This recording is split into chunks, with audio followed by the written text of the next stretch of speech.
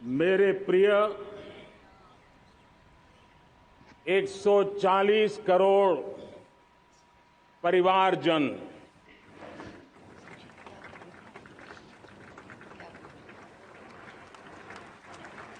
दुनिया का सबसे बड़ा लोकतंत्र और अब बहुत लोगों का अभिप्राय है कि जनसंख्या की दृष्टि से भी हम विश्व में नंबर 1 पर है। इतना बड़ा विशाल देश, 140 करोड़ देश के मेरे भाई बहन, मेरे परिवारजन आज आजादी का पर्व मना रहे हैं। मैं देश के कोटि कोटि जनों को, देश और दुनिया में भारत को प्यार करने वाले, भारत का सम्मान करने वाले, भारत का गौरव करने वाले कोटि कोटि जनों को आजादी के इस महान पवित्र पर्व की अनेक अनेक शुभकामनाएं देता हूं। मेरे प्यारे परिवारजन, पूज्य बापू के नेतृत्व में असहयोग का आंदोलन, सत्याग्रह की मूवमेंट और भगत सिंह, सुखदेव, राजगुरु जैसे अनगिनत वीरों का बलिदान, उस पीढ़ी में शायद ही कोई व्यक्ति होगा जिसने देश की आजादी में अपना योगदान न दिया हो। मैं आज देश की आजादी के जंग में जिन जिन ने योगदान दिया है, बलिदान दिए हैं, त्याग किया है, तपस्या की है, उन सबको आदरपूर्वक नमन करता हूं, उनका अभिनंदन करता हूं।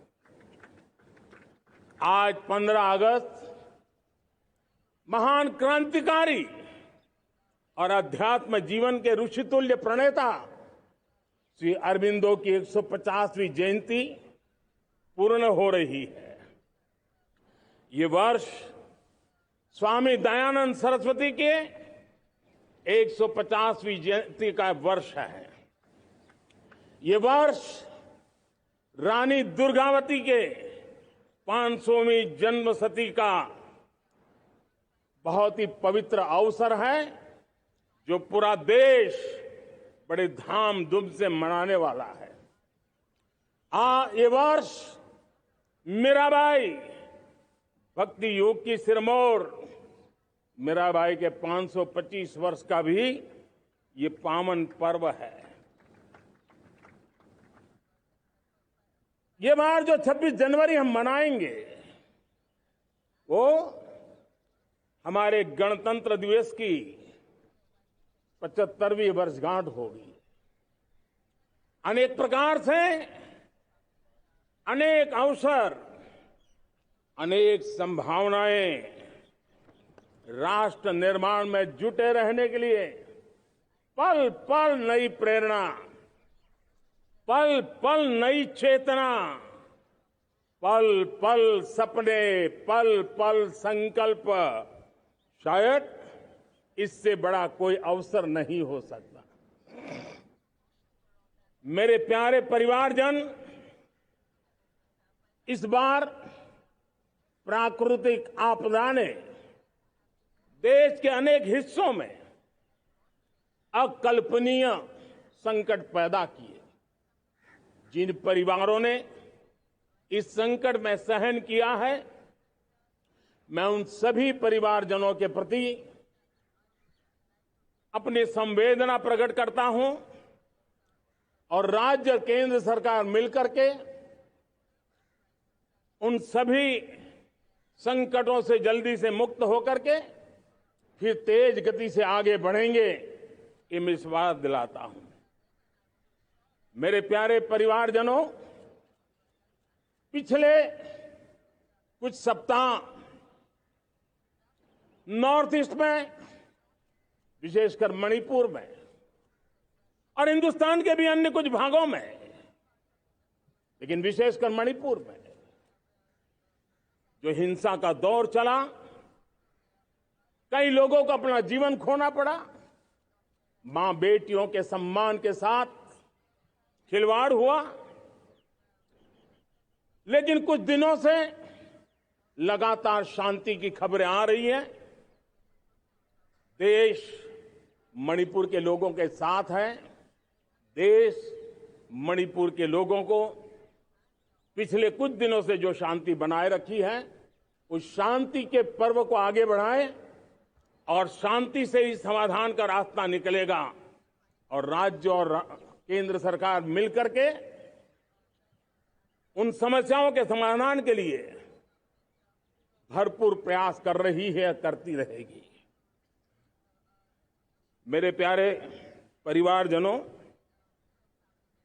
जब हम इतिहास की तरफ नजर करते हैं तो इतिहास में कुछ पल ऐसे आते हैं जो अपनी अमिट छाप छोड़ करके जाते हैं और उसका प्रभाव सदियों तक रहता है। और कभी कभी शुरुआत में वो बहुत छोटा लगता है, छोटी सी घटना लगती है, लेकिन वो अनेक समस्याओं की जड़ बन जाती है।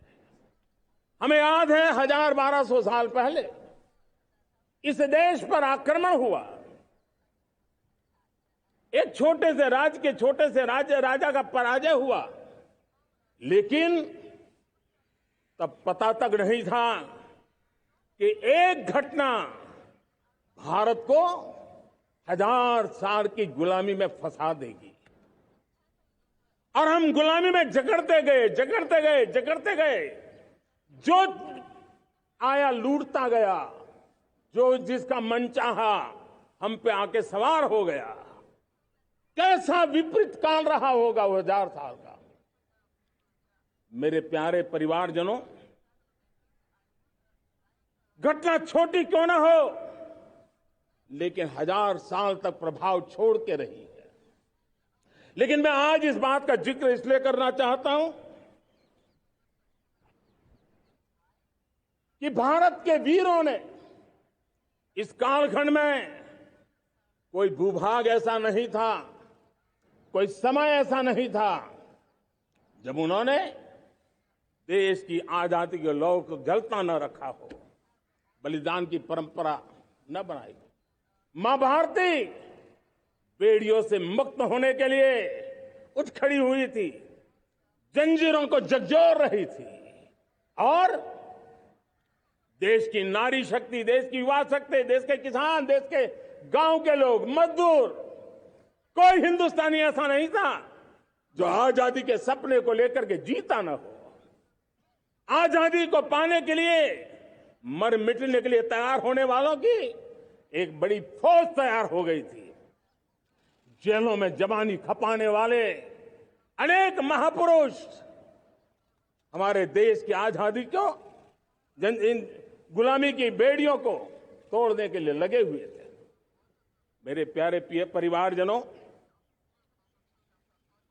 जनचेतना का वो व्यापक रूप, त्याग और तपस्या का वो व्यापक रूप, जन जन के अंदर एक नए विश्वास जगाने वाला वो पल आखिरकार 1947 में देश आजाद हुआ। 1000 साल की गुलामी में संजोए हुए सपने देशवासी पूरे करते हुए देखे। साथियों, मैं 1000 साल पहले की बात इसलिए कह रहा हूं, मैं देख रहा हूं फिर एक बार देश के सामने एक मौका आया है।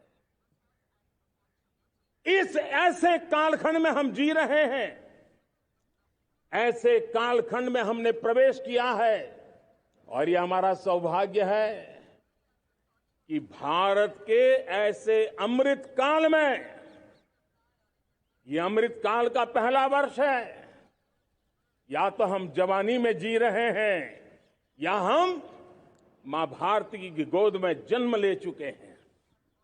और ये कालखंड, मेरे शब्द लिख करके रखिए मेरे प्यारे परिवारजनों, इस कालखंड में जो हम करेंगे, जो कदम उठाएंगे, जितना त्याग करेंगे, तपस्या करेंगे, सर्वजन हिताय सर्वजन सुखाय, एक के बाद एक फैसले लेंगे, आने वाले 1000 साल का देश का स्वर्णिम इतिहास उससे अंकुरित होने वाला है। इस कालखंड में होने वाली घटनाएं आगामी 1000 साल के लिए इसका प्रभाव पैदा करने वाली है। गुलामी की मानसिकता से बाहर निकला हुआ देश पंच प्राण को समर्पित होकर के एक नए आत्मविश्वास के साथ आज आगे बढ़ रहा है। नए संकल्पों को सिद्ध करने के लिए वो जी जान से जुड़ रहा है। मेरी भारत माता, जो कभी ऊर्जा का सामर्थ्य था लेकिन राख के ढेर में दबी पड़ी थी, वो भारत मां 140 करोड़ देशवासियों के पुरुषार्थ है। उनकी चेतना से, उनकी ऊर्जा से फिर एक बार जागृत हो चुकी है। मां भारती जागृत हो चुकी है। और मैं साफ देख रहा हूं दोस्तों, यही कालखंड है। पिछले 9-10 साल हमने अनुभव किया है, विश्व भर में भारत की चेतना के प्रति, भारत के सामर्थ्य प्रति एक नया आकर्षण, नया विश्वास, नई आशा पैदा हुई है। और ये प्रकाश पुंज जो भारत से उठा है, वो विश्व को उसमें अपने लिए ज्योति नजर आ रही है। विश्व को एक नया विश्वास पैदा हो रहा है। हमारा सौभाग्य है, कुछ ऐसी चीजें हमारे पास हैं जो हमारे पूर्वजों ने हमें विरासत में दी है और वर्तमान कालखंड ने गढ़ी है। आज हमारे पास डेमोग्राफी है, आज हमारे पास डेमोक्रेसी है, आज हमारे पास डायवर्सिटी है। डेमोग्राफी, डेमोक्रेसी और डायवर्सिटी की ये त्रिवेणी भारत के हर सपने को साकार करने का सामर्थ्य रखती है। आज पूरे विश्व में वहां देशों की उम्र ढल रही है, ढलाव पर है, तब भारत यौवन की तरफ ऊर्जावान होकर के बढ़ रहा है। कितने बड़े गौरव का कालखंड है कि आज 30 साल की कम आयु की जनसंख्या दुनिया में सर्वाधिक कहीं है तो ये मेरे भारत मां की गोद में है, ये मेरे देश में है। और 30 साल से कम उम्र की नौजवान हो मेरे देश के पास हो, कोटि कोटि भुजाएं हो, कोटि कोटि मस्तिष्क हो, कोटि कोटि सपने, कोटि कोटि संकल्प हो, तो भाइयों बहनों, मेरे प्रिय परिवारजनों, हम इच्छित परिणाम प्राप्त करके रह सकते हैं। मेरे प्यारे परिवारजनों, देश का भाग्य ऐसी घटनाएं बदल देती है।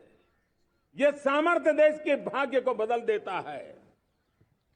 भारत 1000 साल की गुलामी और आने वाले 1000 साल के भव्य भारत के बीच में पड़ाव पर हम खड़े हैं, एक ऐसी संधि पर खड़े हैं।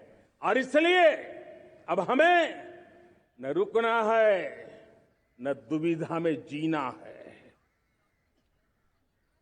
मेरे प्यारे प्रिय परिवारजनों,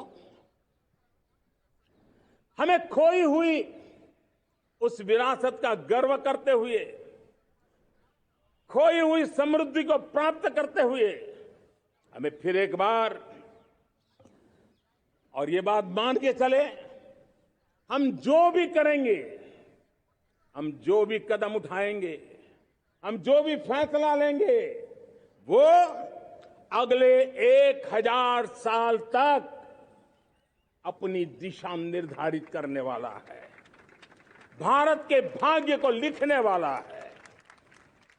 मैं आज मेरे देश के नौजवानों को, मेरे देश की बेटे बेटियों को ये जरूर कहना चाहूंगा, जो सौभाग्य आज मेरे युवाओं को मिला है, ऐसा सौभाग्य शायद ही किसी के नसीब होता है जो आपके नसीब हुआ है। और इसलिए हमें ये गंवाना नहीं है। युवा शक्ति पर मेरा भरोसा है, युवा शक्ति में सामर्थ्य है, और हमारी नीतियां, हमारी रीतियां भी उस युवा सामर्थ्य को और बल देने के लिए है। आज मेरे युवाओं ने दुनिया में पहले 3 स्टार्टअप इकोसिस्टम में भारत को स्थान दिला दिया है। विश्व के युवाओं को अचंभा हो रहा है भारत के इस सामर्थ्य को लेकर के, भारत की इस ताकत को देख करके। आज दुनिया टेक्नोलॉजी ड्रिवन है और आने वाला युग टेक्नोलॉजी से प्रभावित रहने वाला है, और तब टेक्नोलॉजी में भारत की जो टैलेंट है उसकी एक नई भूमिका रहने वाली है। साथियों, मैं पिछले दिनों G20 समिट में बाली गया था, और बाली में दुनिया के समृद्ध देश, दुनिया के विकसित देश भी, उनके मुखिया मुझे भारत की डिजिटल इंडिया की सफलता के लिए बारीकियों से जानने के लिए इच्छुक थे। हर कोई इसका सवाल पूछता था, और जब मैं उनको कहता था कि भारत ने जो कमाल किया है ना, वो दिल्ली, मुंबई, चेन्नई तक सीमित नहीं है। भारत ने जो कमाल कर रहा है, मेरे टियर 2, टियर 3 सिटी के युवा भी आज मेरे देश का भाग्य गढ़ रहे हैं। छोटे छोटे स्थान के मेरे नौजवान, और मैं आज बड़े विश्वास से कहता हूं, देश का ये जो सामर्थ्य नया नजर आ रहा है, और इसलिए मैं कहता हूं, हमारे छोटे शहर आकार और आबादी में छोटे हो सकते हैं। ये हमारे छोटे छोटे शहर, हमारे कस्बे आकार और आबादी में छोटे हो सकते हैं, लेकिन आशा और आकांक्षा, प्रयास और प्रभाव वो किसी से कम नहीं है। वो सामर्थ्य उनके अंदर है। नए ऐप्स, नए सॉल्यूशन, टेक्नोलॉजी डिवाइस। अब खेलों की दुनिया देखिए, कौन बच्चे हैं? झुग्गी झोंपड़ी से निकले हुए बच्चे आज खेलों की दुनिया में पराक्रम दिखा रहे हैं। छोटे छोटे गांव के, छोटे छोटे कस्बे के नौजवान, हमारी बेटे बेटियां आज कमाल दिखा रही हैं। अब देखिए, मेरे देश की 100 जितनी स्कूल ऐसी हैं जहां के बच्चे सैटेलाइट बना करके सैटेलाइट छोड़ने की तैयारियां कर रही है।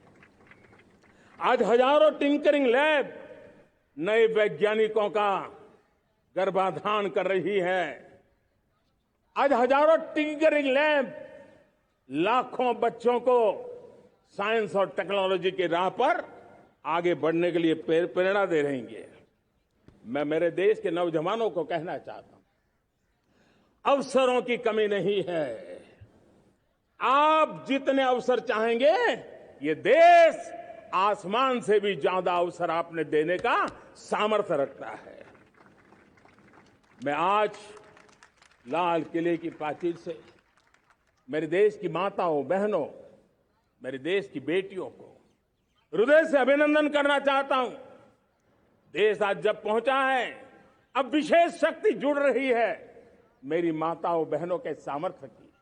आज देश प्रगति की राह पर चल पड़ा है, तो मैं मेरे किसान भाई बहनों का भी अभिनंदन करना चाहता हूं। ये आप ही का पुरुषार्थ है, ये आप ही का परिश्रम है कि देश आज कृषि क्षेत्र में आगे बढ़ रहा है। मैं मेरे मजदूरों का, मेरे श्रमिकों का, मेरे प्रिय परिवारजन, ऐसे कोटि कोटि श्रमिकों को आज मैं नमन करता हूं, उनका अभिनंदन कर रहा हूं।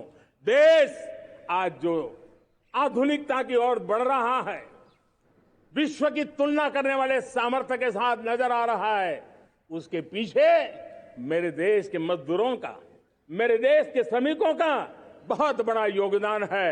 आज समय कहता है कि लाल किले की प्राचीर से मैं उनका अभिनंदन करूं, उनका अभिवादन करूं, और ये मेरे परिवारजन 140 करोड़ देशवासी, मेरे इन श्रमिकों का, रेहड़ी पटरी वालों का, फूल सब्जी बेचने वालों का हम सम्मान करते हैं। मेरे देश को आगे बढ़ाने में, मेरे देश को प्रगति की नई ऊंचाई पर ले जाने में प्रोफेशनल्स की बहुत बड़ी भूमिका है, बढ़ती रही है।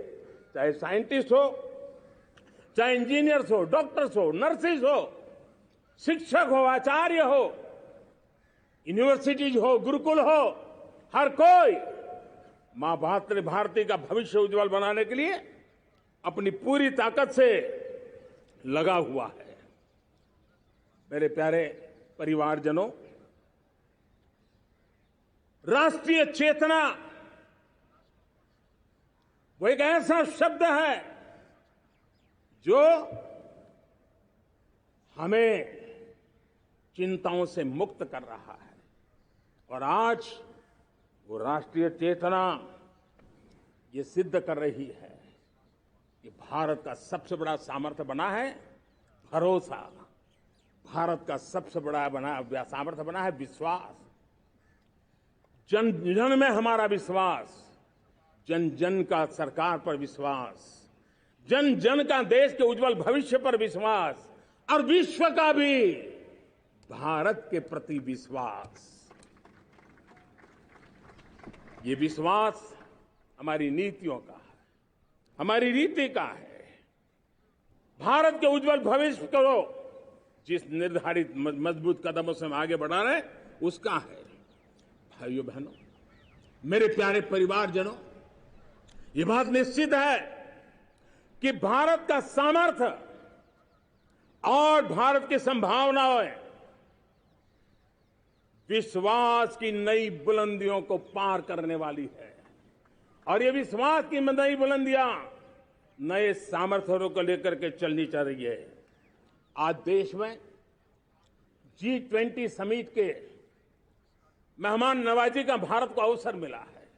अब पिछले एक साल से हिंदुस्तान के हर कोने में जिस प्रकार से G20 के अनेक ऐसे आयोजन हुए, अनेक कार्यक्रम हुए हैं, उसने देश के सामान्य मानवीय के सामर्थ्य को विश्व को परिचित करा दिया है, भारत की विविधता का परिचय कराया है, भारत की डायवर्सिटी को दुनिया अचंभे से देख रही है, और उसके कारण भारत के तरफ आकर्षण बढ़ा है, भारत को जानने की, समझने की इच्छा जगी है।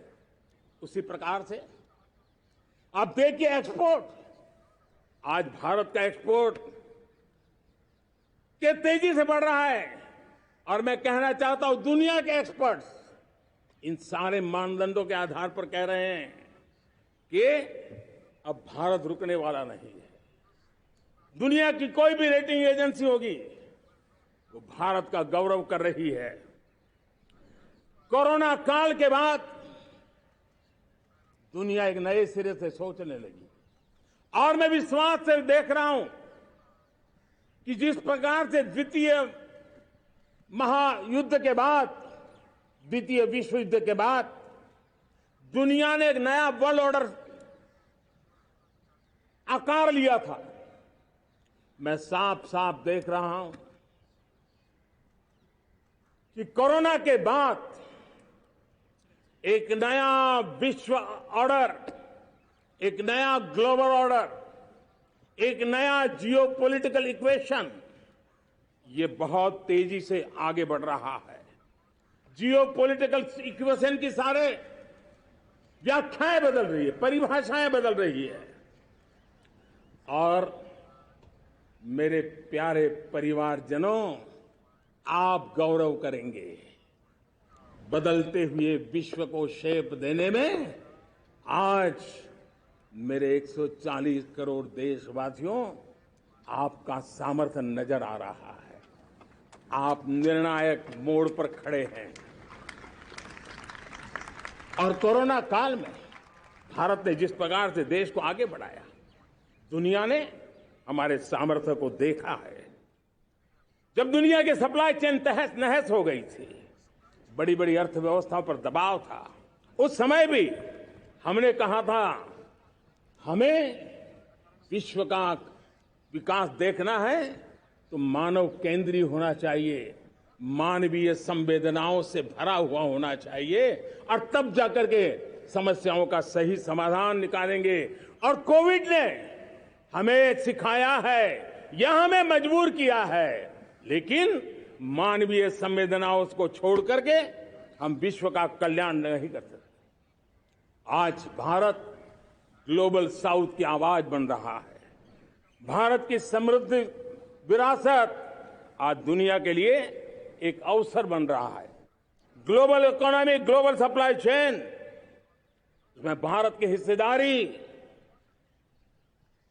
मैं पक्का विश्वास से कहता हूं, आज जो भारत ने परिस्थिति पैदा हुई है, आज जो भारत ने कमाया है, वो दुनिया में स्थिरता की गारंटी लेकर के आया है। दोस्तों, अब न हमारे मन में, न 140 करोड़ मेरे परिवारजनों के मन में, और न ही दुनिया के मन में कोई इफ्स है, कोई बट्स है।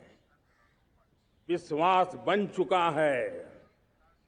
मेरे प्यारे देशवासियों, अब गेंद हमारे पाले में है। हमें अवसर जाने नहीं देना चाहिए, हमें मौका छोड़ना नहीं चाहिए।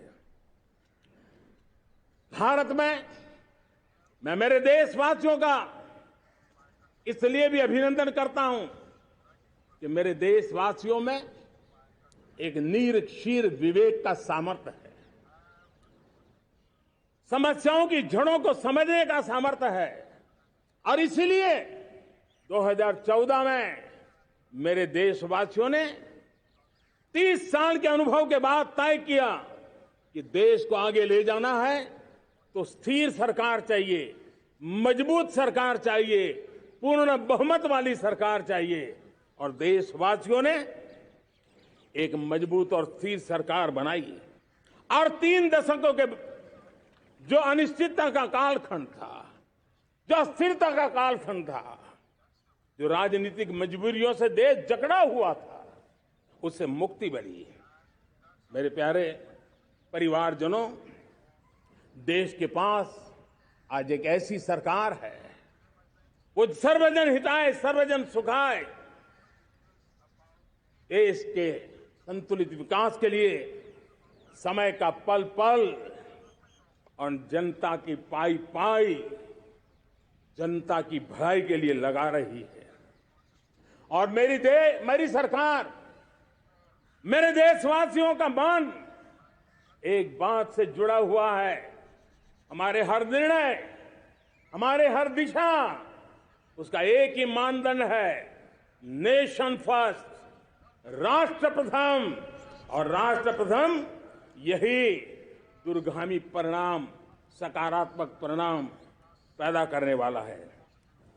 देश में बड़े स्तर पर काम हो रहा है।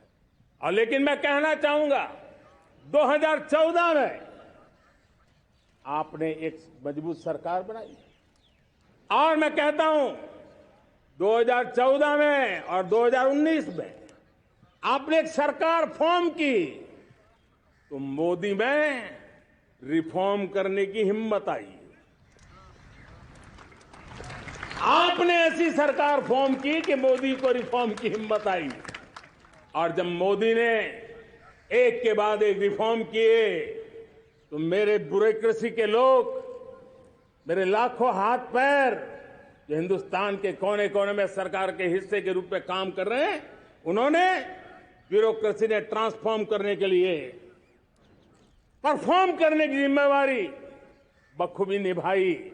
और उन्होंने परफॉर्म करके दिखाया, और जनता जनार्दन जुड़ गई, तो वो ट्रांसफॉर्म होता भी नजर आ रहा है। और इसलिए रिफॉर्म, परफॉर्म, ट्रांसफॉर्म, ये कालखंड अब भारत के भविष्य को गढ़ रहा है।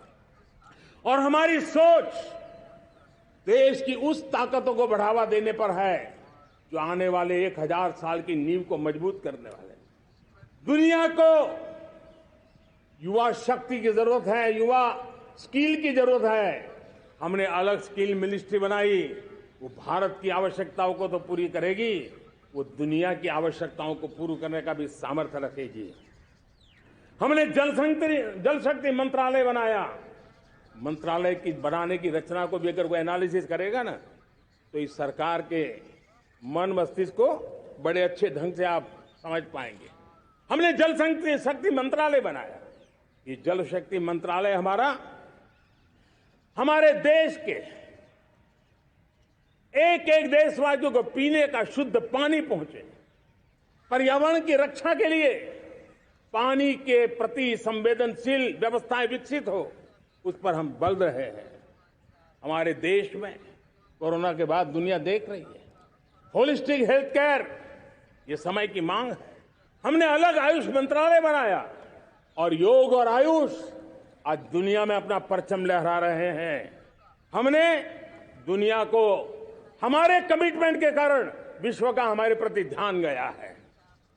अगर हम ही हमारे इस सामर्थ्य को नकार देंगे तो फिर दुनिया कैसे स्वीकार करेगी। लेकिन जब मंत्रालय बना तो दुनिया को भी उसका मूल्य समझ में आया। मत्स्य पालन, हमारा इतना बड़ा समुद्री तट, हमारे कोटि कोटि मछुआरे भाई बहन, उनका कल्याण भी हमारे दिलों में है।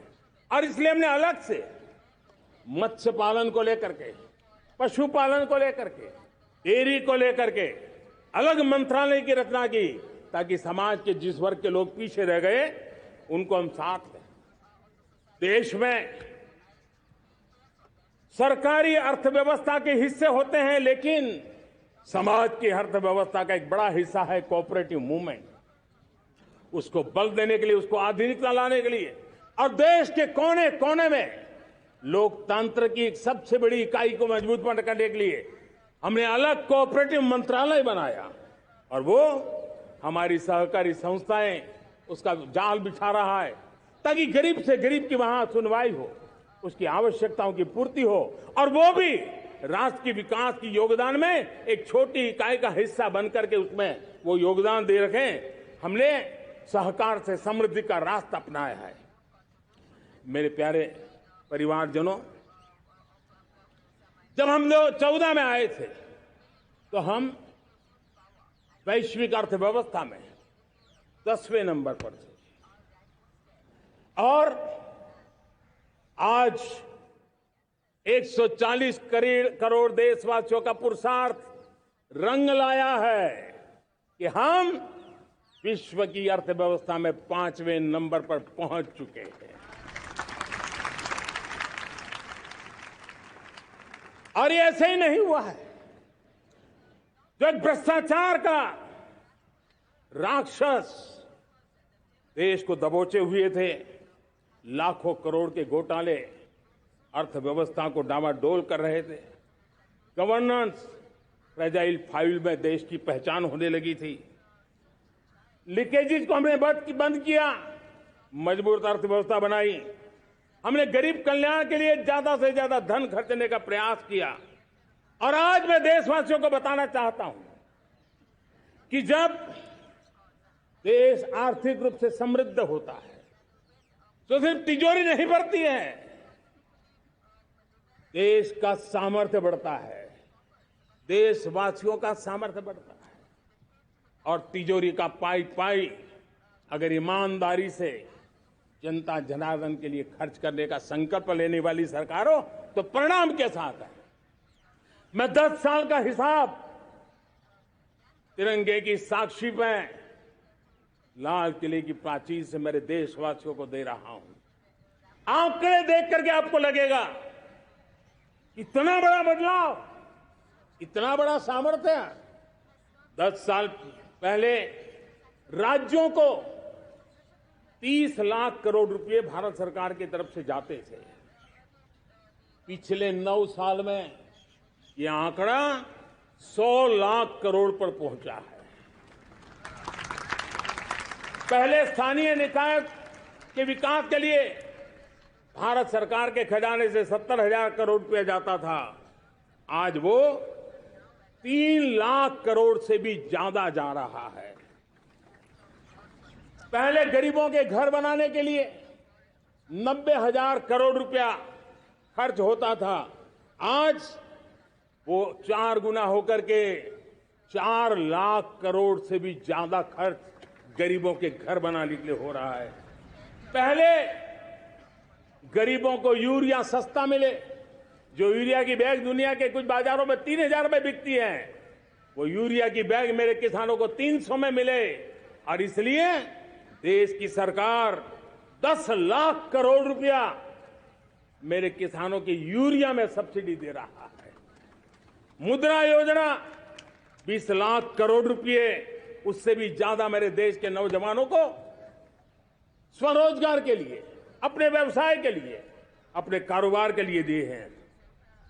8 करोड़ लोगों ने नया कारोबार शुरू किया है, और 8 करोड़ लोगों ने कारोबार शुरू किया है ऐसा नहीं, हर कारोबारी ने एक या दो लोगों को रोजगार दिया है। 8 से 10 करोड़ नए लोगों को रोजगार देने का सामर्थ्य ये मुद्रा योजना से लाभ लेने वाले 8 करोड़ नागरिकों को रहा है। एमएसएमईज को करीब 3.5 लाख करोड़ रुपए की मदद से कोरोना के संकट में भी उनको डूबने नहीं दिया, मरने नहीं दिया, उनको एक ताकत दी है। 1 रैंक 1 पेंशन मेरे देश के सेना के जवानों का एक सम्मान का विषय था। 70,000 करोड़ रुपया भारत की तिजोरी से आज पहुंचा है, मेरे निवृत्त सेना के नायकों के जेब में, उनके परिवार में पहुंचा है। सभी कैटेगरी में, मैंने तो कुछ ही गिनाए, मैं ज्यादा समय लेना नहीं चाहता। हर कैटेगरी में पहले की तुलना में अनेक गुना धन देश के विकास के लिए, कोने कोने में रोजगार पैदा करने के लिए, पाई पाई का उपयोग भारत का भाग्य बदलने के लिए हो, और इसलिए हमने काम किया है।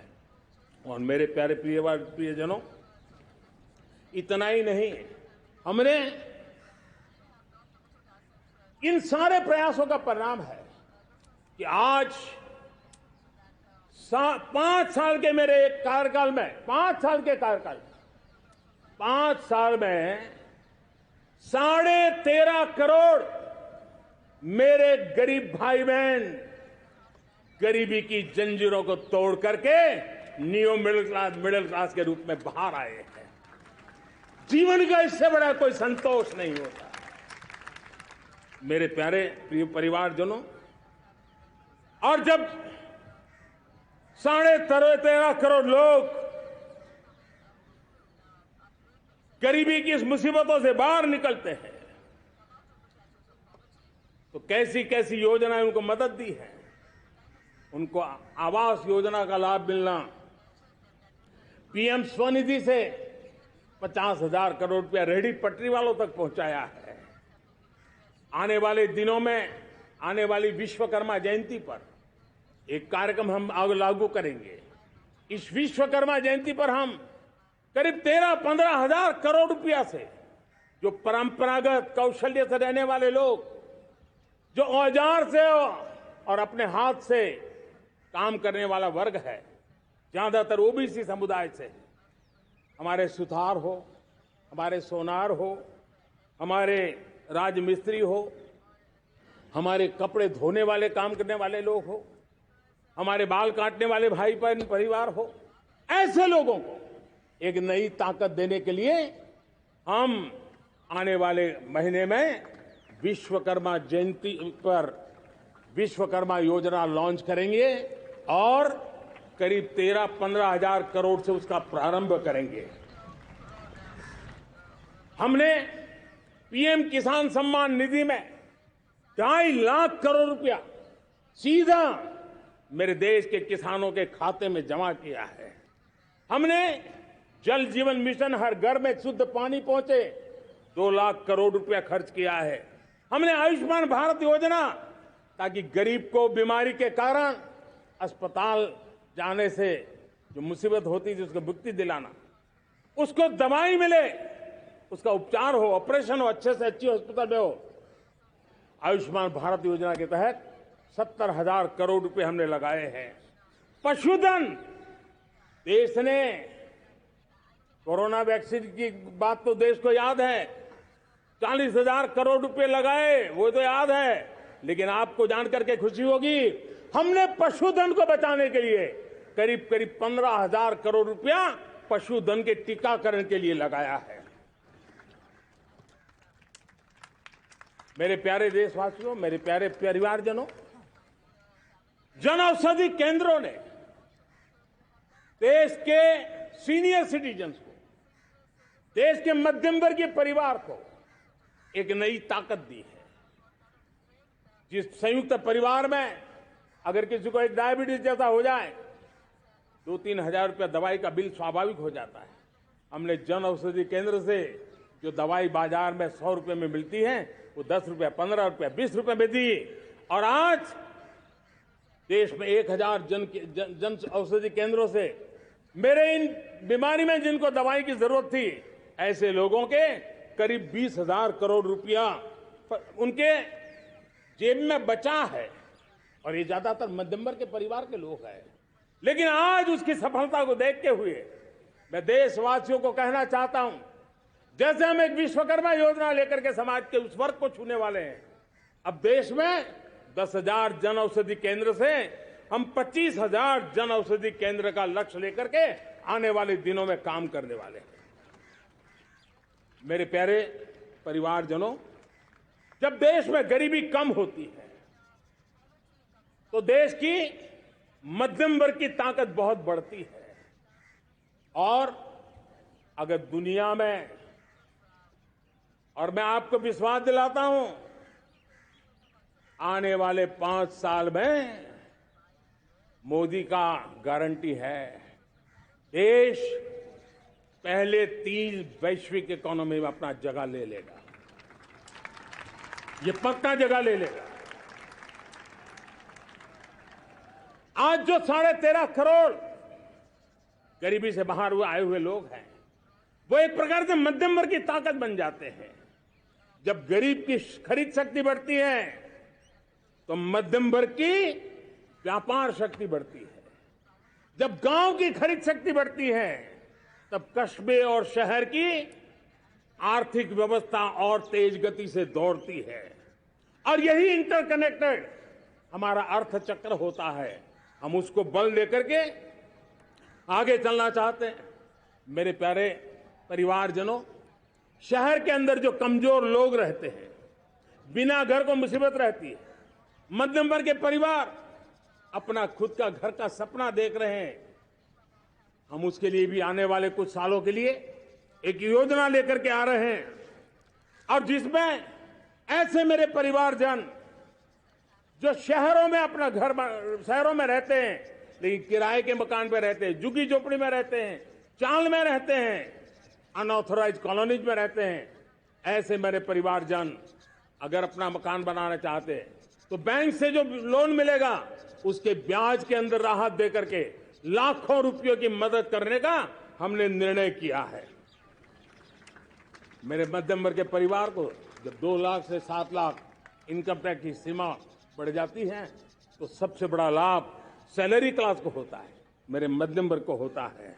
इंटरनेट का डेटा बहुत महंगा था 2014 के पहले, आज दुनिया का सबसे सस्ता इंटरनेट का डेटा का खर्चा हो रहा है। हर परिवार के पैसे बच रहे हैं। मेरे प्यारे परिवारजनों, विश्व कोरोना के बाद अभी तक उभर नहीं पाया है। युद्ध ने फिर एक नई मुसीबत पैदा की है। आज दुनिया महंगाई के संकट से जूझ रही है। पूरी दुनिया की अर्थव्यवस्था को महंगाई ने दबोच के रखा है। हम भी दुनिया से जिन सामान की जरूरत होती है लाते हैं, तो हमें सामान तो इंपोर्ट करते हैं। हमारा दुर्भाग्य है कि हमें महंगाई भी इंपोर्ट करनी पड़ती है, क्योंकि पूरी दुनिया को महंगाई ने जकड़ के रखा है। लेकिन मेरे प्यारे परिवारजनों, भारत ने महंगाई को नियंत्रित रखने के लिए भरसक प्रयास किए हैं। पिछले कालखंड की तुलना में हमें कुछ सफलता भी मिली है, लेकिन इतने से संतोष नहीं मान सकते। दुनिया से हमारी चीजें अच्छी है, इतने बात से हम सोच नहीं सकते। मुझे तो मेरे देशवासियों को महंगाई की बोझ कम से कम हो, इस दिशा में और भी कदम उठाने हैं और हम उस कदम को उठा के रहेंगे। मेरा प्रयास निरंतर जारी रहेगा। मेरे प्यारे परिवारजनों, आज देश अनेक क्षमताओं को लेकर के आगे बढ़ रहा है। देश आधुनिकता की तरफ आगे बढ़ने के लिए काम कर रहा है। आज देश रिन्यूएबल एनर्जी पे काम कर रहा है। आज देश ग्रीन हाइड्रोजन पे काम कर रहा है। देश की स्पेस पे क्षमता बढ़ रही है, तो देश की डीप सी मिशन में भी सफलता के साथ आगे चल रहा है। देश में रेल आधुनिक हो रही है, तो वंदे भारत बुलेट ट्रेन भी आज देश के अंदर काम कर रही है। गांव गांव पक्की सड़कें बन रही है, तो इलेक्ट्रिक बसें, मेट्रो की रचना भी आज देश में हो रहे हैं। आज गांव गांव तक इंटरनेट पहुंच रहा है, तो क्वांटम कंप्यूटर के लिए भी देश तय कर रहता है। नैनो यूरिया, नैनो डीएपी, उस पर काम हो रहा है, तो दूसरी तरफ जैविक खेती पर भी हम बल दे रहे हैं। आज किसान उत्पादक संघ एफपीओ का निर्माण हो रहा है, तो हम सेमीकंडक्टर का भी निर्माण करने के लिए चाह रहे हैं। हम दिव्यांग जनों के लिए एक सुगम भारत के निर्माण के लिए काम करते हैं, तो हम पैरालंपिक में भी हिंदुस्तान का तिरंगा झंडा गाड़ने के लिए मेरे दिव्यांग जनों को सामर्थ्यवान बना रहे हैं। हम खिलाड़ियों को स्पेशल ट्रेनिंग दे रहे हैं।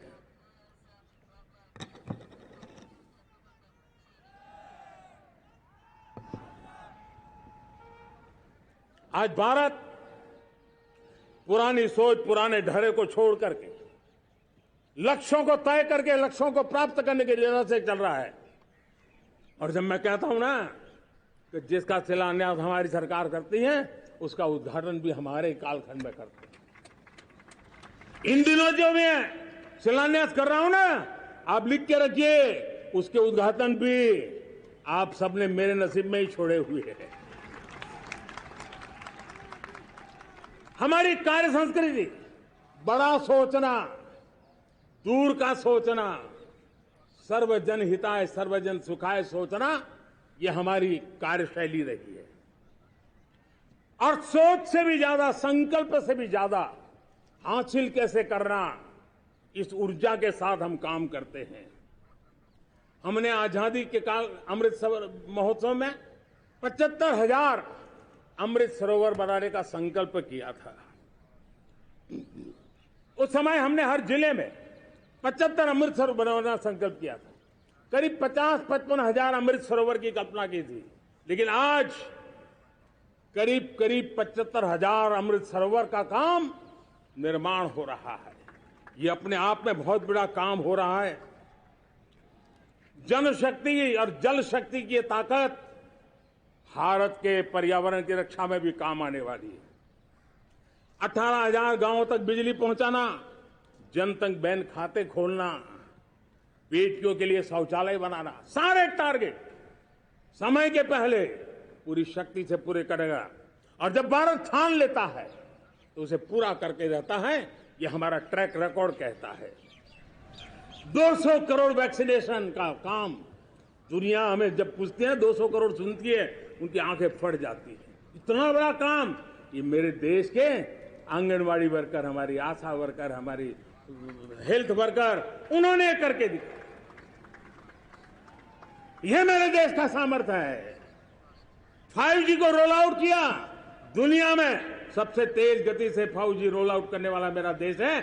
700 से अधिक जिलों तक हम पहुंच चुके हैं और अब 6G की भी तैयारी कर रहे हैं। हमने टास्क फोर्स बना दिया है। रिन्यूएबल एनर्जी, हम टारगेट से पहले चले हैं। हमने रिन्यूएबल एनर्जी 2030 का जो टारगेट तय किया था, 21-22 में इसको पूरा कर दिया। हमने इथेनॉल में 20% ब्लेंडिंग की बात कही थी, वो भी हमने समय से 5 साल पहले पूरा कर दिया। हमने $500 बिलियन के एक्सपोर्ट की बात की थी, वो भी समय के पहले $500 बिलियन से ज्यादा कर दिया। हमने तय किया, जो हमारे देश में 25 साल से चर्चा हो रही थी कि देश में नई संसद बने, पार्लियामेंट का कोई सत्र ऐसा नहीं था नई संसद के। ये मोदी है, समय के पहले नई संसद बना करके रख दिया। मेरे प्यारे भाई बहनों, ये काम करने वाली सरकार है, निर्धारित लक्ष्यों को पार करने वाली सरकार है। ये नया भारत है। ये आत्मविश्वास से भरा हुआ भारत है। ये संकल्पों को चरितार्थ करने के लिए जी जान से जुटा हुआ भारत है। और इसलिए ये भारत न रुकता है, ये भारत न थकता है, ये भारत न हाँफता है और न ही ये भारत हारता है। और इसलिए मेरे प्यारे परिवारजनों, आर्थिक शक्ति बढ़ी है तो हमारी सामरिक शक्ति को भी एक नई ताकत मिली है। हमारी सीमाएं पहले से अधिक सुरक्षित हुई है और मेरे सीमा पर बैठे हुए मेरे जवान जो देश की सीमाओं की रक्षा कर रहे हैं और मेरे देश की आंतरिक सुरक्षा के संभालने वाले यूनिफॉर्म फोर्सेस, मैं आजादी के इस पावन पर्व पर उनको भी अनेक अनेक बधाई देते हुए मेरी बात को आगे बढ़ाता हूं। सेना का अधिकरण हो, हमारी सेना युवा बने, हमारी सेना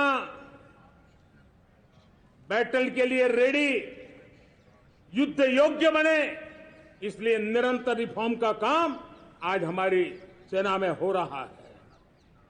मेरे प्यारे परिवारजनों, आए दिन हम लोग सुना करते थे, यहां बम धमाका हुआ, वहां बम धमाका हुआ, हर जगह पे लिखा हुआ रहता था कि इस बैग को मत छूना, अनाउंसमेंट होते रहते थे।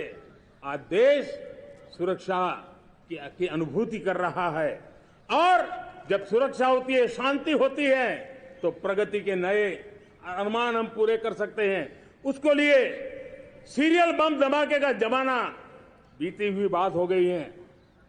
निर्दोषों के जो मौत होते थे वो बीते हुए कल की बात हो गई है। आज देश में आतंकी हमलों में भारी कमी आई है।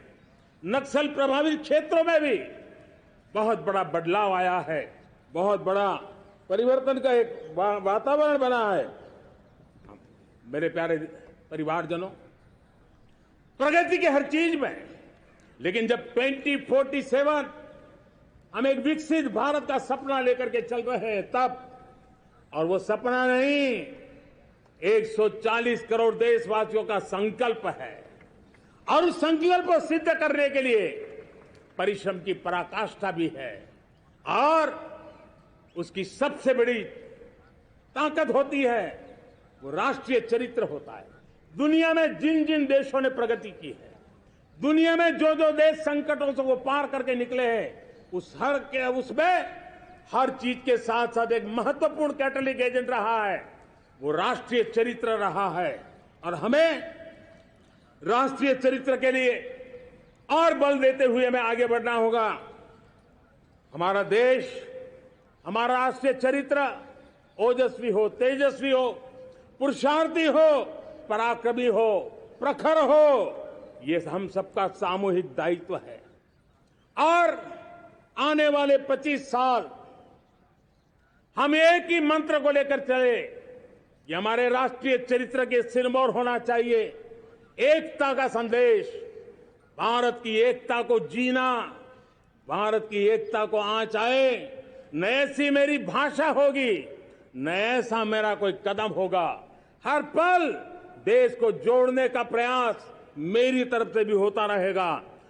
भारत की एकता हमें सामर्थ्य देती है। उत्तर हो, दक्षिण हो, पूर्व हो, पश्चिम हो, गांव हो, शहर हो, पुरुष हो, नारी हो, हम सब ने एकता के भाव के साथ और विविधता भरे देश में एकता का सामर्थ्य होता है। और दूसरी महत्व की बात मैं देख रहा हूं, अगर 2047 में हमें हमारे देश को विकसित भारत के रूप में देखना है तो हमें श्रेष्ठ भारत के मंत्र को जीना होगा, हमें चरितार्थ करना होगा। अब हमारे प्रोडक्शन में, मैंने 2014 में कहा था जीरो डिफेक्ट, जीरो इफेक्ट। दुनिया के किसी भी टेबल पर मेक इन इंडिया चीज हो तो दुनिया को विश्वास होना चाहिए, इससे बेहतर दुनिया में कुछ नहीं हो सकता है। ये अल्टीमेट होगा। हमारी हर चीज, हमारी सर्विसेज होगी तो श्रेष्ठ होगी, हमारे शब्द की ताकत होगी तो श्रेष्ठ होगी, हमारी संस्थाएं होगी तो श्रेष्ठ होगी, हमारी निर्णय प्रक्रियाएं होगी तो श्रेष्ठ होगी। ये श्रेष्ठता का भाव लेकर के हमें चलना होगा। तीसरी बात है, देश में आगे बढ़ाने के लिए एक अतिरिक्त शक्ति का सामर्थ्य भारत को आगे ले जाने वाला है, और वो है विमेन लेड डेवलपमेंट। आज भारत गर्व से कह सकता है कि दुनिया में नागरिक उड्डयन में अगर किसी एक देश में सबसे ज्यादा विमेन पायलट हैं तो मेरे देश में है। आज चंद्रयान की गति हो, मून मिशन की बात हो, मेरी विमेन साइंटिस्ट उसका नेतृत्व कर रहे हैं। आज विमेन सेल्फ हेल्प ग्रुप हो, मेरी 2 करोड़ लखपति दीदी का लक्ष्य लेकर के आज विमेन सेल्फ हेल्प ग्रुप पे हम काम कर रहे हैं। हम हमारी नारी शक्ति के सामर्थ्य को बढ़ावा देते हुए विमेन लेड डेवलपमेंट के, और जब G20 में मैंने विमेन लेड डेवलपमेंट के विषय को आगे बढ़ाया है तो पूरा G20 समूह इसके महत्व को स्वीकार कर रहा है, और उसके महत्व को स्वीकार कर करके वो उसको बहुत बल दे रहे हैं। उसी प्रकार से भारत विविधताओं से भरा देश है। असंतुलित विकास के हम शिकार रहे हैं। मेरा पराया का के कारण हमारे देश के कुछ हिस्से उसके शिकार रहे हैं। अब हमें रीजनल एस्पिरेशंस को, संतुलित विकास को बल देना है, और रीजनल एस्पिरेशंस को लेकर के उस भावना को हमें सम्मान देते हुए, जैसे हमारी भारत मां का कोई, हमारा शरीर का कोई अंग अगर अविकसित रहे तो हमारा शरीर विकसित नहीं माना जाएगा। हमारा शरीर का कोई अंग दुर्बल रहे तो हमारा शरीर स्वस्थ नहीं माना जाएगा। वैसे ही मेरी भारत माता, उसका कोई एक भूभाग भी, समाज का कोई तबका भी अगर दुर्बल रहे तो मेरी भारत माता समर्थ है, स्वस्थ है, ऐसा बैठ करके हम नहीं बैठ सकते। और इसलिए रीजनल एस्पिरेशंस को हमने एड्रेस करने की आवश्यकता है, और इसलिए हम समाज का सर्वांगीण विकास हो, सर्वस्पर्शी विकास हो, भूभाग के हर क्षेत्र को उसकी अपनी ताकत को खिलने का अवसर मिले, उस दिशा में आगे बढ़ना चाहते हैं। मेरे प्यारे परिवारजनों, भारत एक मदर ऑफ डेमोक्रेसी है। भारत मॉडल ऑफ डाइवर्सिटी भी है। भाषाएं अनेक हैं, बोलियां अनेक हैं, परिधान अनेक हैं, विविधताएं बहुत है। हमने उन सारे को आधार पर आगे बढ़ना है। मेरे प्यारे परिवारजनों, देश के जब मैं एकता की बात करता हूं, तब अगर घटना मणिपुर में होती है तो पीड़ा महाराष्ट्र में होती है, अगर बाढ़ आसाम में आती है तो बेचैन केरला हो जाता है। हिंदुस्तान के किसी भी हिस्से में कुछ भी हो, हम एक अंगांगी भाव की अनुभूति करते हैं। मेरे देश की बेटियों पर जुल्म न हो, यह हमारा सामाजिक भी दायित्व है, यह हमारा पारिवारिक दायित्व भी है, और ये देश के नाते हम सबका दायित्व है। आज जब अफगानिस्तान से गुरु ग्रंथ साहब के स्वरूप को लाते हैं तो पूरा देश गौरव की अनुभूति करता है। जब आज दुनिया के किसी देश में कोविड के काल में मेरा कोई सिख भाई लंगर लगाता है, भूखों को खिलाता है, और दुनिया में वाहवाही होती है, तो हिंदुस्तान का सीना चौड़ा हो जाता है।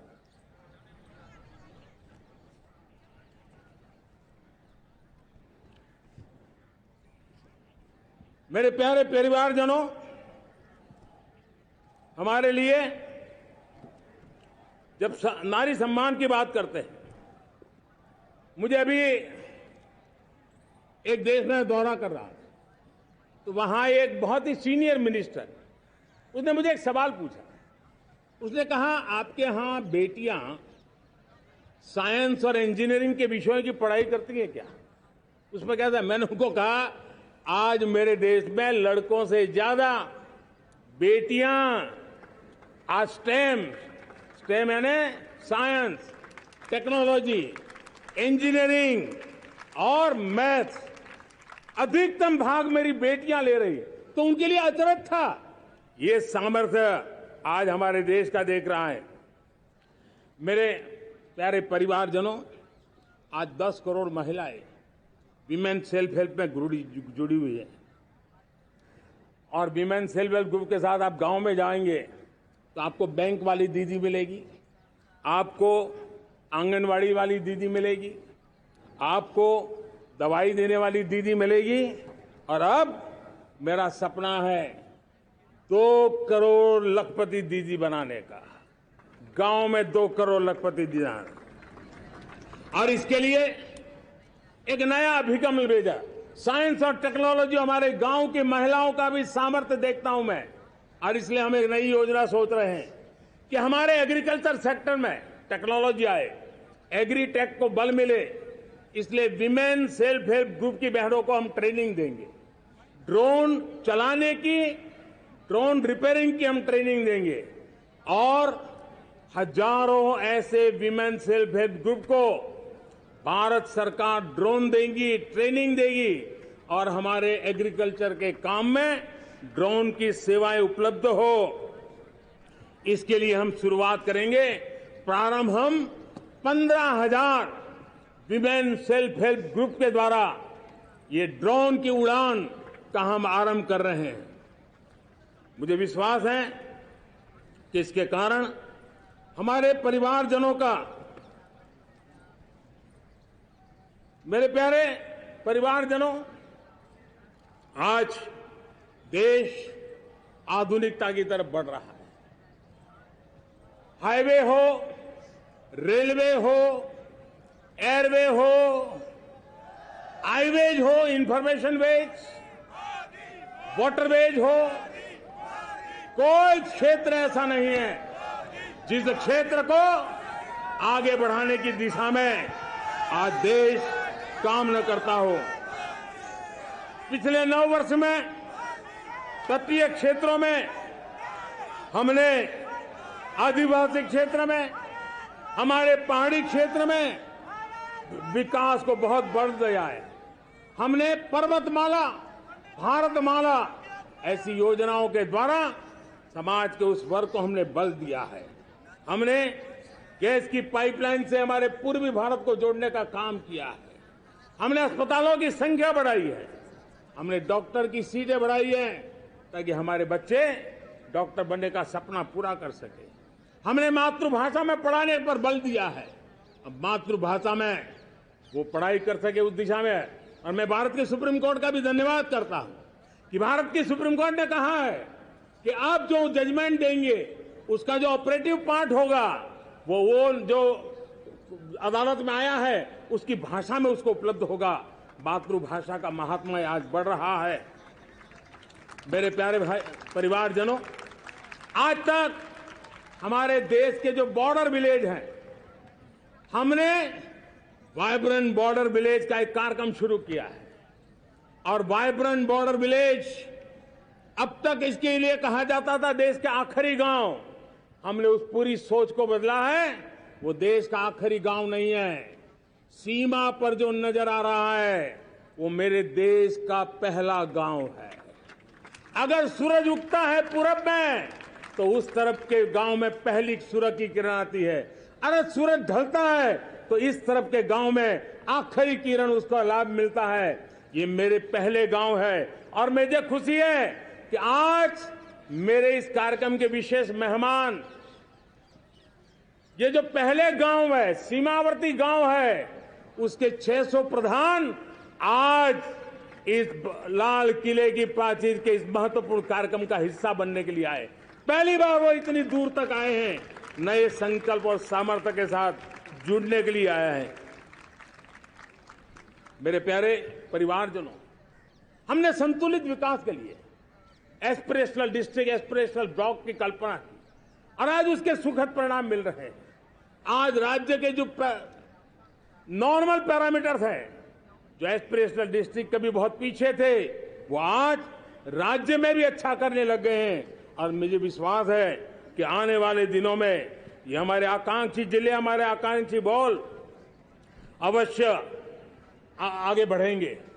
जैसे मैंने कहा था, भारत का चरित्र की चर्चा कर रहा था, तो मैंने पहला कहा था भारत की एकता, दूसरा कहा था भारत श्रेष्ठता की तरफ बल दें, तीसरा कहा था विमेन लेड डेवलपमेंट की मैंने बात कही थी, और मैं आज एक बात और कहना चाहता हूं कि हम जैसे रीजनल एस्पिरेशन, मैंने चौथी बात कही थी, पांचवी महत्व की बात, और भारत ने अब उस दिशा में जाओ, और वो है हमारा राष्ट्रीय चरित्र विश्व मंगल के लिए सोचने वाला होना चाहिए।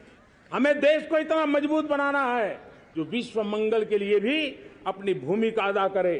और आज कोरोना के बाद मैं देख रहा हूं जिस प्रकार से संकट की घड़ी में देश ने दुनिया की मदद की, उसका परिणाम है कि आज दुनिया में हमारा देश एक विश्व मित्र के रूप में, विश्व का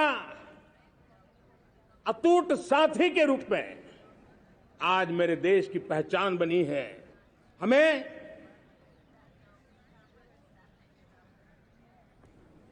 जब विश्व मंगल की बात करते हैं तब भारत का मूलभूत विचार है, उस विचार को हम आगे बढ़ाने लोग हैं।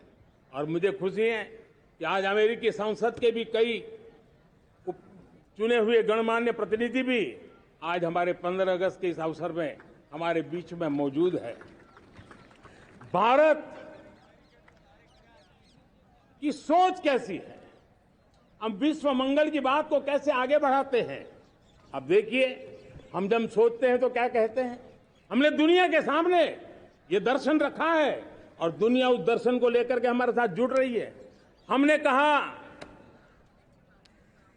One sun, one world, one grid.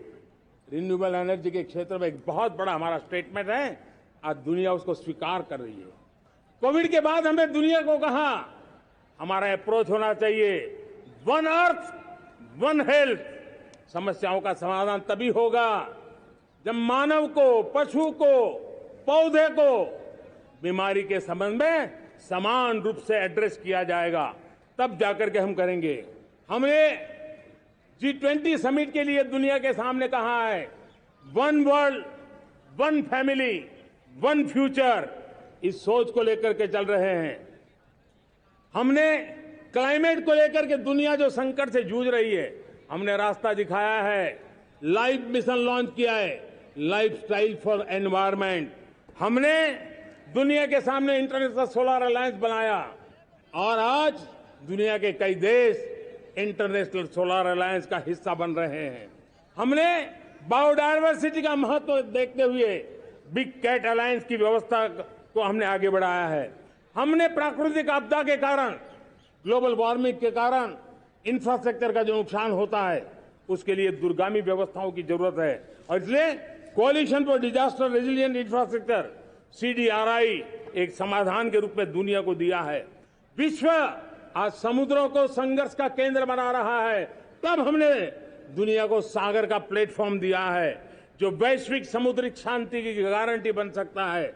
हमने पारंपरिक चिकित्सा पद्धतियों को बल देते हुए WHO का ग्लोबल लेवल का सेंटर हिंदुस्तान में बनाने की दिशा में काम किया है।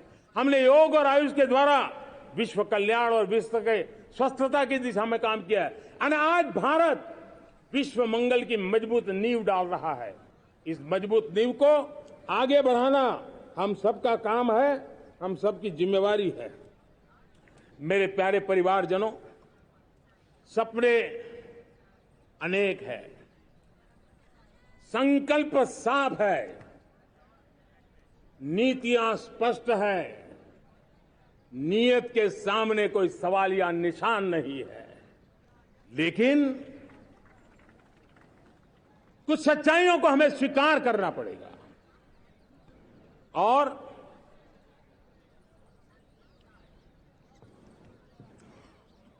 उसके समाधान के लिए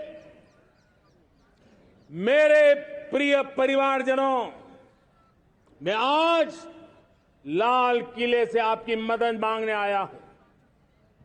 मैं लाल किले से आपके आशीर्वाद मांगने आया हूं, क्योंकि पिछले सालों मैंने देश को जो समझा है, देश की आवश्यकताओं को जो मैंने परखा है और अनुभव के आधार पर मैं कह रहा हूं कि आज गंभीरतापूर्वक उन चीजों को हमें लेना होगा। आजादी के अमृत काल में 2047 में जब देश आजादी के 100 साल मनाएगा, उस समय दुनिया में भारत का तिरंगा झंडा विकसित भारत का तिरंगा झंडा होना चाहिए।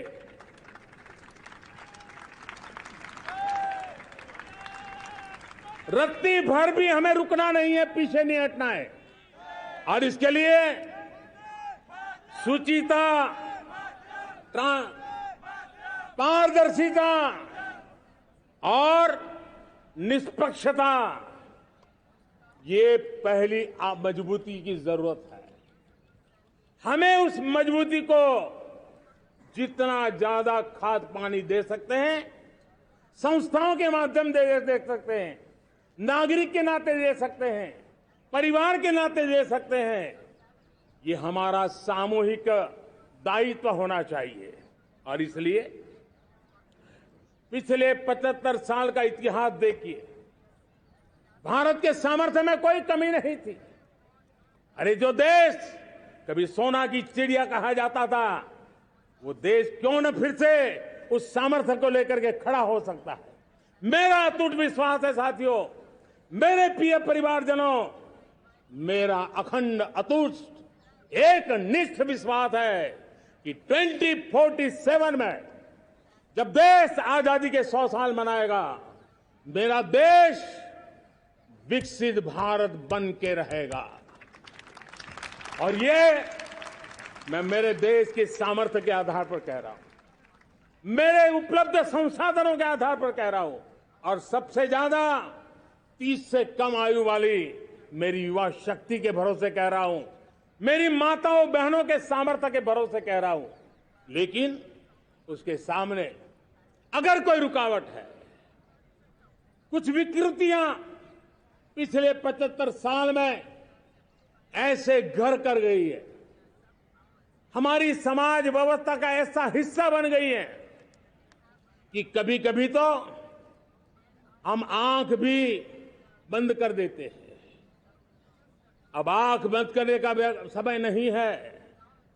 अगर सपनों को सिद्ध करना है, संकल्प को पार करना है, तो हमें ये आंख मिचौली बंद करके, आंख में आंख मिला करके 3 बुराइयों से लड़ना बहुत समय की मांग है। हमारे देश की सारी समस्याओं की जड़ में भ्रष्टाचार ने दिमक की तरह देश की सारी व्यवस्थाओं को, देश के सामर्थ्य को पूरी तरह नोच लिया है। भ्रष्टाचार से मुक्ति, भ्रष्टाचार के खिलाफ जंग हर इकाई में, हर क्षेत्र में। और मैं देशवासियों, मेरे प्रिय परिवारजनों, ये मोदी के जीवन का कमिटमेंट है। ये मेरे व्यक्तित्व का एक कमिटमेंट है कि मैं भ्रष्टाचार के खिलाफ लड़ाई लड़ता रहूंगा। दूसरा, हमारे देश को नोच लिया है परिवारवाद ने। इस परिवारवाद ने देश को जिस प्रकार से जकड़ के रखा है, उसने देश के लोगों का हक छीना है। और तीसरी बुराई तुष्टीकरण की है। ये तुष्टीकरण में भी देश के मूलभूत चिंतन को, देश के सर्व समावेशक हमारे राष्ट्रीय चरित्र को दाग लगा दिए हैं, तहस नहस कर दिया है इन लोगों ने। और इसलिए मेरे प्यारे देशवासियों, इसलिए मेरे प्यारे परिवारजनों, हमें इन 3 बुराइयों के खिलाफ पूरे सामर्थ्य के साथ लड़ना है। भ्रष्टाचार, परिवारवाद, तुष्टीकरण, ये चुनौतियां हमारे, ये ऐसी चीजें पनपी है जो हमारे देश के लोगों का जो आकांक्षा है उसका दमन करती है। हमारे देश के कुछ लोगों के पास जो छोटा मोटा सामर्थ्य है उसका शोषण करती है। ये ऐसी चीजें हैं जो हमारे लोगों की आशा आकांक्षाओं को सवाल या निशान में गाड़ देती है। हमारे गरीब हो, हमारे दलित हो, हमारे पिछड़े हो, हमारे पसमानदा हो, हमारे आदिवासी भाई बहन हो, हमारी माताएं बहनें हो, हमने सबने उनके हकों के लिए इन 3 बुराइयों से मुक्ति पानी है। हमें भ्रष्टाचार के खिलाफ एक नफरत का माहौल बनाना है। जैसे गंदगी हमें नफरत पैदा करती है ना मन में, गंदगी पसंद नहीं है, ये सार्वजनिक जीवन की इससे बड़ी कोई गंदगी नहीं हो सकती। और इसलिए हमारे स्वच्छता अभियान को एक नया मोड़ ये भी देना है कि हमें भ्रष्टाचार से मुक्ति पानी है। सरकार टेक्नोलॉजी से भ्रष्टाचार की मुक्ति के लिए बहुत प्रयास कर रही है। आपको जानकर के हैरानी होगी, इस देश में पिछले 9 साल में एक काम मैंने ऐसे किया, आंकड़ा सुनोगे तो लोग कहेंगे मोदी ऐसा करता है।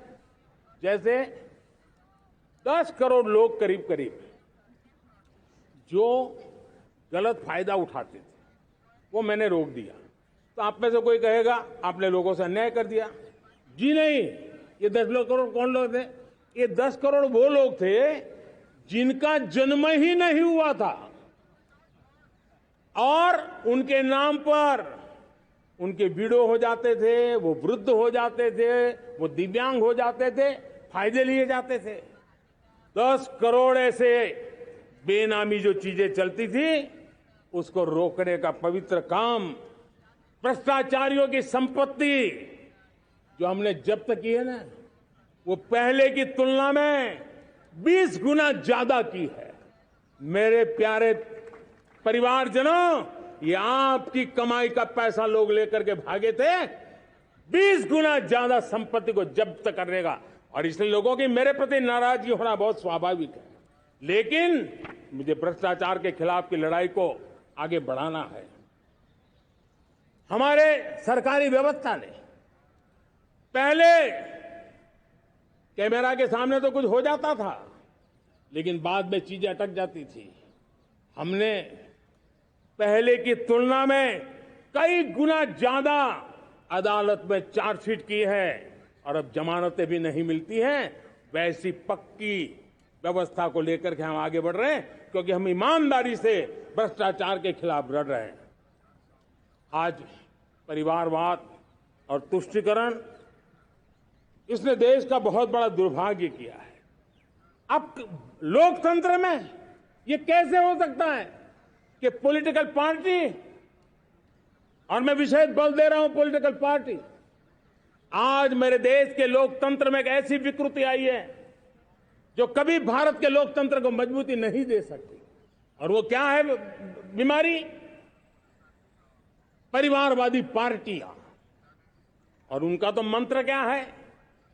Party of the family, by the family and for the family.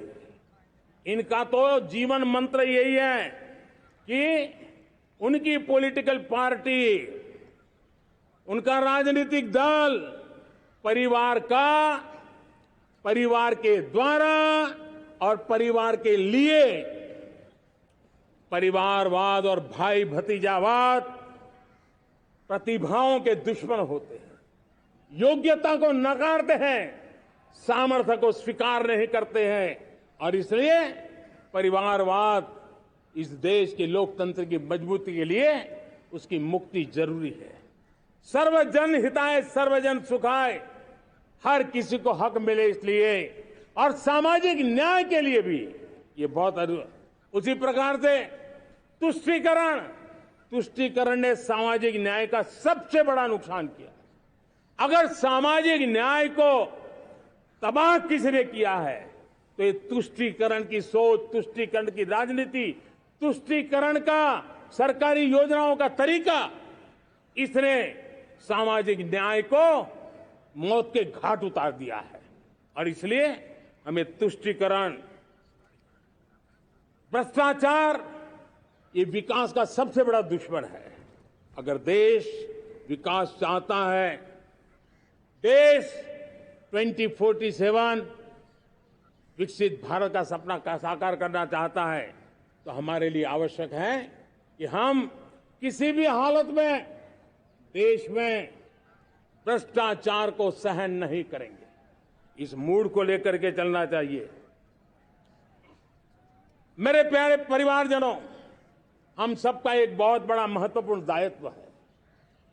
आपने जिस प्रकार से जिंदगी जी है, हमारे आने वाली पीढ़ी को ऐसी जिंदगी जीने के लिए मजबूर करना, यह हमारा गुनाह है।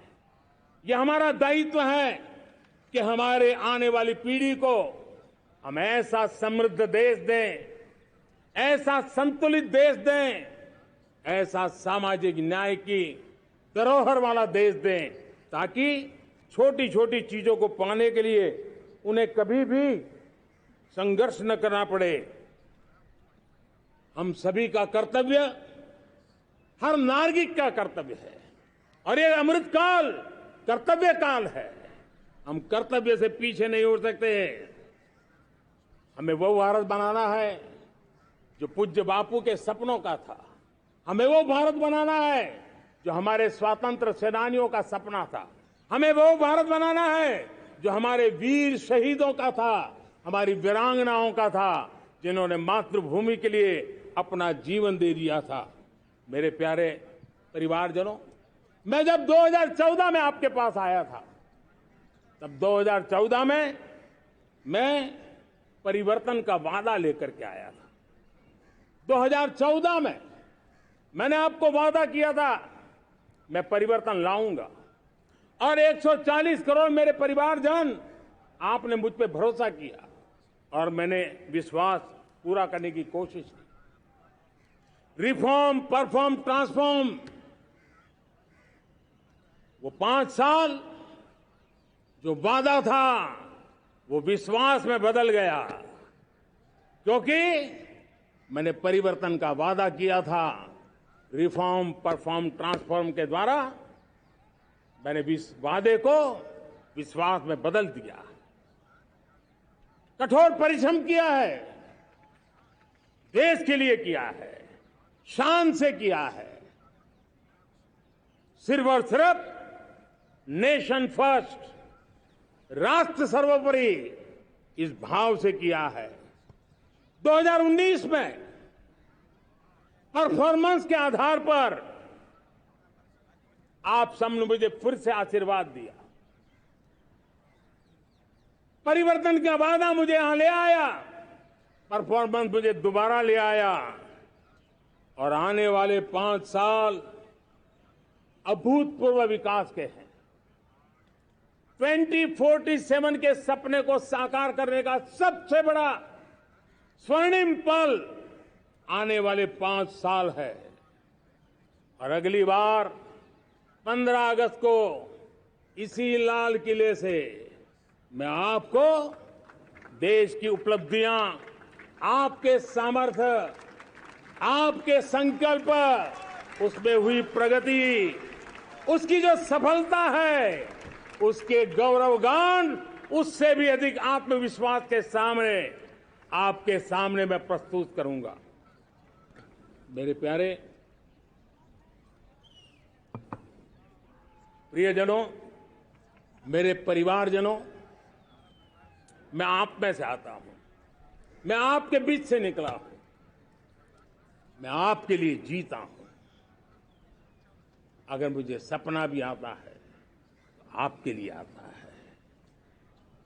अगर मैं पसीना भी बहाता हूं तो आपके लिए बहाता हूं, क्योंकि इसलिए नहीं कि आपने मुझे दायित्व दिया है, मैं इसलिए कर रहा हूं कि आप मेरे परिवारजन हैं, और आपके परिवार के सदस्य के नाते मैं आपके किसी दुख को देख नहीं सकता हूं, मैं आपके सपनों को चूर चूर होते नहीं देख सकता हूं, मैं आपके संकल्प को सिद्धि तक ले जाने के लिए आपका एक साथी बन करके, आपका एक सेवक बन करके, आपके साथ जुड़े रहने का, आपके साथ जीने का, आपके लिए जूझने का मैं संकल्प लेकर के चला हुआ इंसान हूं।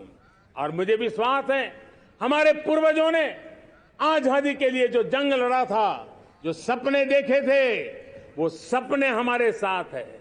आजादी के जंग में जिन्होंने बलिदान दिया था, उनके आशीर्वाद हमारे साथ है और 140 करोड़ देशवासियों को एक ऐसा अवसर आया है।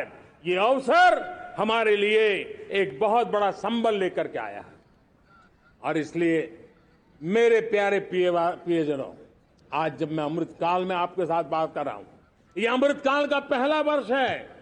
ये अमृतकाल के पहले वर्ष पर जब मैं आपसे बात कर रहा हूं तो मैं आपको पूरे विश्वास से कहना चाहता हूं, चलता चलाता काल चक्र, चलता चलाता काल चक्र, अमृत काल का भाल चक्र, चलता चलाता काल चक्र, अमृत काल का भाल चक्र, सबके सपने, सबके सपने, अपने सपने, सबके सपने, अपने सपने, पनपे सपने सारे, सबके सपने, अपने सपने, पनपे सपने सारे,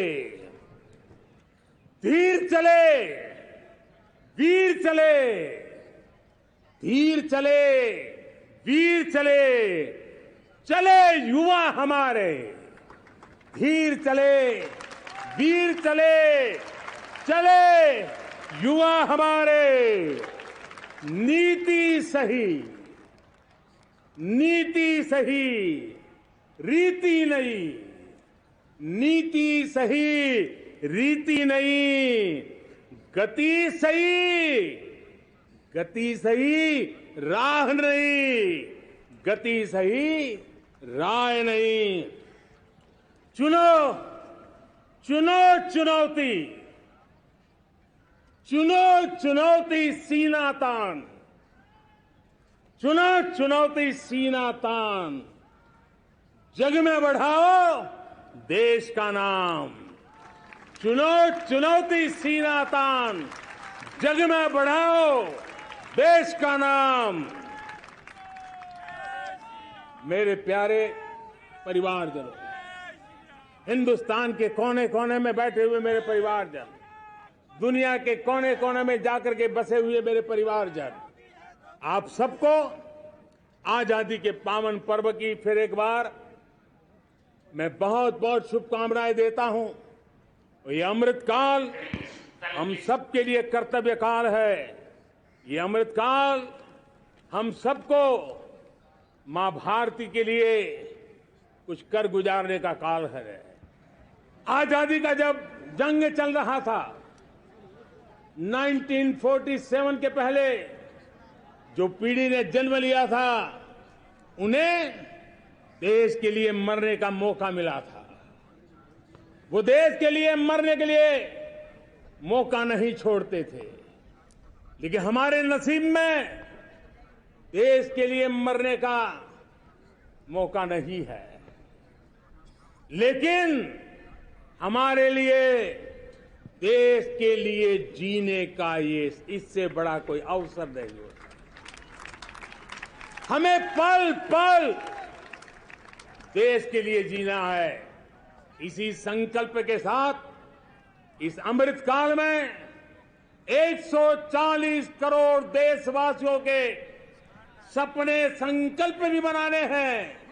140 करोड़ देशवासियों के संकल्प को सिद्धि में भी परिवर्तित करना है और 2047 का जब तिरंगा झंडा फहरेगा तो विश्व एक विकसित भारत का गुणगान करता होगा। इसी विश्वास के साथ, इसी संकल्प के साथ मैं आप सबको अनेक अनेक शुभकामनाएं देता हूं, बहुत बहुत बधाई देता हूं। जय हिंद, जय हिंद, जय हिंद। भारत माता की, भारत माता की, भारत माता की।